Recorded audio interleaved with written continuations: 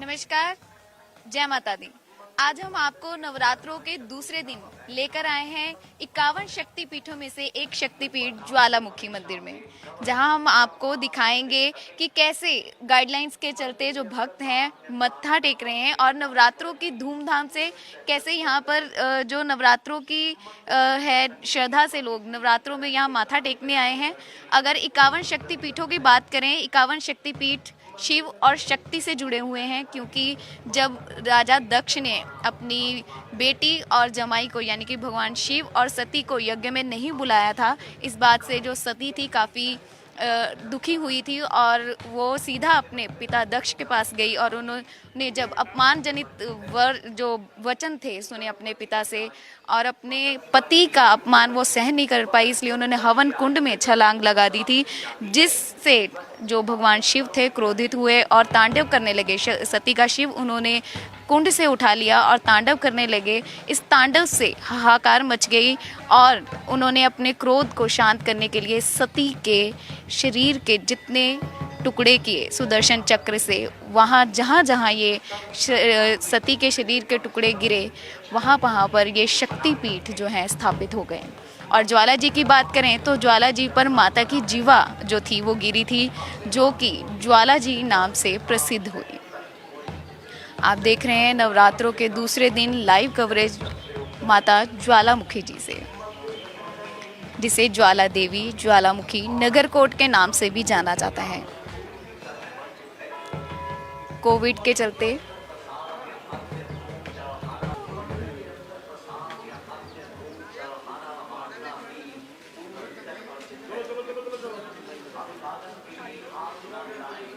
यात्री भाइयों के लिए विशेष किया जाता है। अच्छा, ये बादशाह अकबर ने चढ़ाया। ज्ञानी भक्त की परीक्षा ली थी ना इन्होंने, अकबर ने।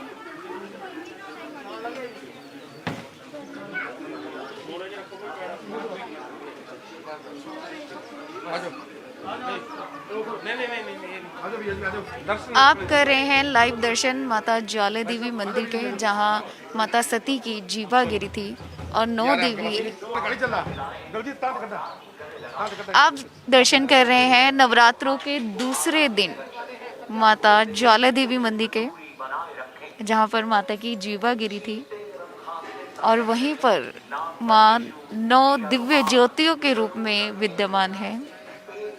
माता ज्वाला देवी मंदिर, जहां भक्त गाइडलाइंस के दौरान माथा टेक रहे हैं और हमारे साथ यहाँ पर विशेष अधिकारी, मंदिर के अधिकारी हैं जगदीश शर्मा जी। जय माता दी सर। जय माता दी। सर, यहाँ पर कोविड के चलते भक्त फिर भी बहुत आस्था से आ रहे हैं, लेकिन मंदिर में मैं विशेष प्रबंध देख रही हूँ, काफ़ी तरह के प्रबंध किए गए हैं। भक्तों को बहुत सारे जैसे मास्क पहनाए जा रहे हैं, और क्या क्या विशेष प्रबंध किए गए नवरात्रों के दौरान मंदिर में माथा टेकने के लिए? सबसे पहले तो श्रद्धालुओं को यहाँ पहुँचने पर उनका थर्मल स्कैनिंग की जा रही है और उनका रजिस्ट्रेशन किया जा रहा है। उसके बाद डिस्टेंसिंग और सैनिटाइजेशन के बाद ही उनको मंदिर में दर्शन करवाए जा रहे हैं और उनकी हर सुविधा का ध्यान रखा जा रहा है। समय समय पर मंदिर को सैनिटाइज किया जा रहा है और श्रद्धालुओं को कोई कष्ट ना हो, इसके लिए मेडिकल सुविधा भी उपलब्ध है। और क्या क्या खास प्रबंध है? जैसे मैं देख रही हूँ काफ़ी डिस्टेंसिंग के साथ भक्तों को माथा टेकने के लिए मतलब कहा जा रहा है कि डिस्टेंस काफ़ी मेंटेन किया जा रहा है। आपकी खास टीम यहाँ पर लगी हुई है, काफ़ी विशेष प्रबंध हैं। और इसके साथ साथ अगर कोई यात्री रहना चाहता है तो उसके लिए क्या क्या प्रबंध है, या अभी उस पर रोक लगाई गई है? मंदिर परिसर में तो फिलहाल किसी को रुकने बैठने की अनुमति नहीं है। सरकार के यही दिशा निर्देश हैं और यही उनके स्वास्थ्य, उनकी जान के लिए अच्छी बात है, परंतु मंदिर परिसर से बाहर तो रहने की, रुकने की काफ़ी व्यवस्था है। तो ये थे हमारे साथ जगदीश शर्मा जी, जिन्होंने हमें बताया कि मंदिर में किस तरीके से कोविड के चलते यात्रियों की, श्रद्धालुओं की सुरक्षा को लेकर भी काफ़ी विशेष प्रबंध किए गए हैं। थर्मल स्कैनिंग की जा रही है, साथ ही साथ डिस्टेंसिंग का पालन किया जा रहा है, मास्क ज़रूरी रखा है और भी बहुत सारे प्रबंध यहाँ पर किए गए हैं। इस समय हम खड़े हैं माता ज्वाला देवी मंदिर में, जहां राजा अकबर ने छत्र चढ़ाया था। ये विशेष कथा है, क्योंकि जब उसको माता की शक्ति का ज्ञान नहीं था तो उसने माता की परीक्षा लेने के लिए बहुत से प्रयास किए। यहाँ पर एक नदी है जो अकबर नदी के नाम से प्रसिद्ध है। 9 देवियाँ जो ज्योति रूप में यहाँ पर विद्यमान है, उनको बुझाने के लिए अकबर ने बहुत प्रयास किया। जब बहुत लोहे के तवे रखे गए, विशेष तरीके से उनको बुझाने की कोशिश की गई, लेकिन अकबर की सारी कामयाबी जो है वो विफल गई, वो कामयाब नहीं हो सका। तो उसको माता की शक्ति का ज्ञात हुआ। जैसे ही उसको माता की शक्ति का ज्ञात हुआ तो उसने माता के लिए सोने का छत्र जो है चढ़ाने की इच्छा जाहिर की। लेकिन कहते हैं कि अभिमानी जो होता है उसका सिर हमेशा नीचा रहता है। तो माता ने जब देखा कि उसमें एक अहंकार है, उसके अहंकार को देखते उसका सोने का छत्र किसी और धातु में बदल गया, जो आज तक भी कोई ये नहीं सोच पाया कि वो कौन सी धातु है।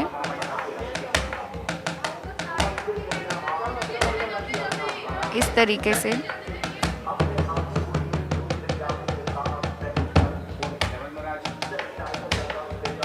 खड़े हैं ज्वाला जी मंदिर में गोरखनाथ टिब्बी के बाहर, जहाँ से कोविड के चलते हम अंदर से दर्शन तो नहीं करवा पा रहे हैं आपको, लेकिन गोरखनाथ जो थे माता के अनन्य भक्त थे। वो एक समय अपने माता को कहते हैं कि मैं खाने का प्रबंध करता हूँ, मैं खाने का प्रबंध कर रहा हूँ, आप ज्वाला कर रखिए। जब वो ज्वाला उत्पन्न करती हैं, ज्वाला जलाती हैं खाने को बनाने के लिए, लेकिन गोरखनाथ जो है वो वापस नहीं आते। कहा जाता है कि अपने बेटे की आने की आस में, श्रद्धालुओं के आने की आस में आज भी वो ज्वाला जो है यहाँ पर ज्योति रूप में विद्यमान है, वो आज भी वैसे ही प्रज्वलित हैं। माँ दुर्गा के नवरात्रि, यहाँ 9 दिन तक माँ देवी के 9 स्वरूपों की पूजा की जाती है। पहले दिन माँ ब्रह्मचारिणी की पूजा की जाती है। आज दूसरा नवरात्रा है जिस दिन पहले दिन शैलपुत्री की पूजा की जाती है। आज दूसरा नवरात्रा है जिस दिन माँ ब्रह्मचारिणी की पूजा की जाती है। माँ का दूसरा स्वरूप है ब्रह्मचारिणी। माँ दुर्गा का ये रूप भक्तों और साधकों को अनंत कोटि फल प्रदान करने वाला माना जाता है। माँ ब्रह्मचारिणी की उपासना से तप, त्याग, वैराग्य, सदाचार और संयम की भावना जागृत होती है। इसी तरीके से 9 देवियों की पूजा जो है नवरात्रों के दौरान की जाती है। दूसरे नवरात्रे पर माँ ब्रह्मचारिणी के स्वरूप की पूजा की जाती है।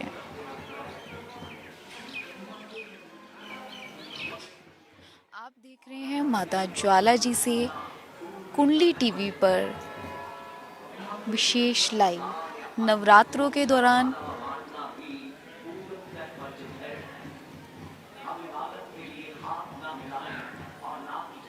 हाथ सैनिटाइज करें, अपने मुंह पर मास्क लगाएं। मास्क के बिना मंदिर में प्रवेश निषेध है। सभी श्रद्धालुओं से प्रार्थना है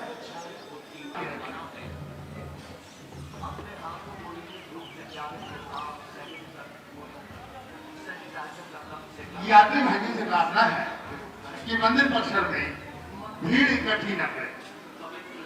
धीरे धीरे हमारे साथ माता ज्वालामुखी मंदिर से पुजारी अमनेंद्र शर्मा जी हैं, उनसे हम जानेंगे मंदिर के इतिहास के बारे में। जय माता दी पंडित जी। जय माता की। हमारे हिंदू संस्कृति में 52 शक्तिपीठों में जो ज्वालामुखी शक्तिपीठ है ये दूसरे नंबर पर आता है। नंबर 1 पर कामाख्या देवी, दूसरे नंबर पर ज्वाला जी शक्तिपीठ।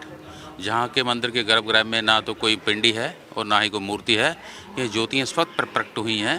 पहले ज्योतियाँ प्रकट हुई माता के रूप में, उसके बाद में मंदिर का निर्माण हुआ। हमारे पुराणों में विदित है कि पांडव जब आए तो उन्होंने इस मंदिर का निर्माण किया था।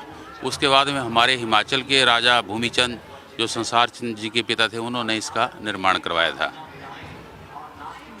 जैसे यहाँ पर छत्र भी है, गोरखनाथ टिब्बी भी है और ज्वाला जी भी है, तो मतलब इन मंदिरों का क्या इतिहास है, छोटा सा हम आपसे जानना चाहेंगे। ये जो बाकी मंदिर हैं, जो पीछे राधा कृष्ण जी का मंदिर है, ये हमारे कटोच वंश के जो यहाँ के शासक थे, उनकी जब भाइयों की बांट हुई तो जो नदौन के राजा थे उनको हमारा ये ज्वालामुखी का मंदिर आया। और जो राधा कृष्ण जी को मंदिर है वो लंबा गांव के राजा चंद्रेश कुमारी जी उनके परिवार वालों ने बनाया था। और ये जो गोरखडिब्बी है ये वास्तव में शिव का रूप है, क्योंकि जितने भी शक्तिपीठ होते हैं वहाँ पर माता जी का जो स्थान आगे होता है तो शंकर जी पीछे होते हैं। हर जितने भी जो इस शक्तिपीठों के बारे में जानकार है उनको मालूम होगा कि जहाँ जहाँ वो जाएंगे वहाँ पर उनको हर स्थान में, जैसे विश्वनाथ, काशी विश्वनाथ में विशालाक्षी देवी जो है देवी शक्ति के रूप में है, तो वह काल भैरव जो है वो भैरव के रूप में है, शंकर रूप में है। तो यहाँ जो ज्वाला मैया है वो धूमावती के रूप में है। तो जो पीछे ये जो गोरखडिब्बी का स्थान है ये भगवान उन्मत्त भैरव जी के रूप में है। तो इसीलिए ये स्थान जो है साधुओं के आता है, क्योंकि हमारी हिंदू संस्कृति में शिव पे चढ़ा हुआ जो पदार्थ है वो हिंदू या ब्राह्मण नहीं ले सकता, उसको साधु का ही अधिकार है। इसलिए वो मंदिर हमारे नाथ संप्रदाय के अधीन है, क्योंकि यहाँ गुरु गोरखनाथ जी आए थे, उन्होंने माता जी की परीक्षा ली थी और उनकी उस टाइम जब वो भिक्षा के लिए गए तो कलयुग आरंभ हो गया और वो जो तोड़ी है जिसमें अब भी पानी उबल रहा है लेकिन वो पानी ठंडा है।